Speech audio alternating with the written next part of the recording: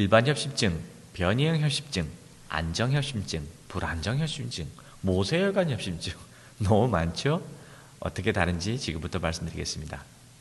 일반협심증은 심혈관에 혈전과 콜레스테롤이 낀 것으로 하수구에 쓰레기가 걸린 것이라 보시면 됩니다.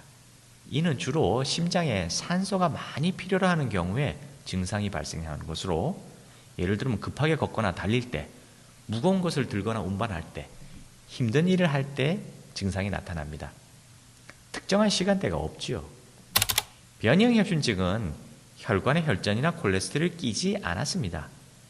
혈관이 스스로 오그라들어서 좁아지는 현상이 발생하는 겁니다. 마치 천식 환자의 기도가 오그라드는 것과 비슷합니다.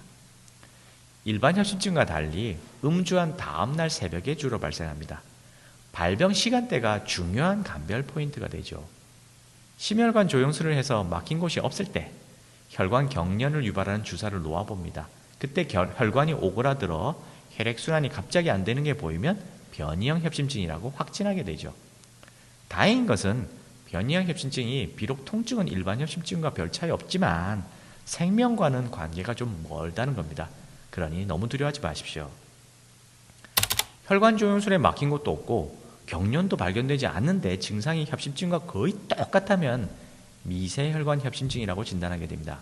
왜 그러냐면은 심혈관 조영술에 의해서도 미세혈관은 보이지 않습니다. 굵은 혈관들만 보이는 거죠. 굵은 혈관들은 실제 30% 정도이고 70%의 미세혈관들은 보이지 않는 겁니다. 이 경우는 풍선 시술 불가능하며 오직 약물만 처방해야 됩니다. 역시 별 효과는 기대할 수 없습니다. 이 경우는 조금 더 고민하지 마시고 한약으로 치료하십시오.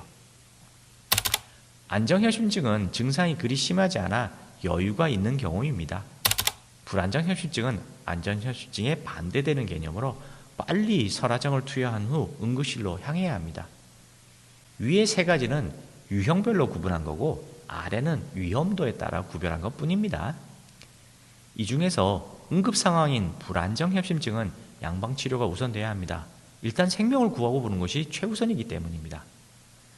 그러나 나머지 모두에 대해선 협심증 치료 한약과 더불어 마음 다스리기, 운동, 식이요법을 통해서 치료하시길 권해드립니다. 훨씬 효과가 빠르고 안전하며 약의 부작용 없이 건강한 삶을 되찾을 수 있습니다. 실제로 기혈을 순환시키는 협심증 치료 한약을 2달 정도 복용하게 되면 양약을 끊으셔도 됩니다. 단주 한의원에서는 12일 단위로 처방을 하면서 효과가 미미하여 치료를 중단하실 경우 직전 12치 치료 약값을 전액 환불해드리고 있습니다. 그만큼 효과가 뛰어나고 확실하기 때문에 가능한 일입니다. 믿고 치료받으십시오. 한약이 간과 신장에 나쁘다는 거짓말에 속아서 치료할 기회를 포기하지 마십시오. 감사합니다.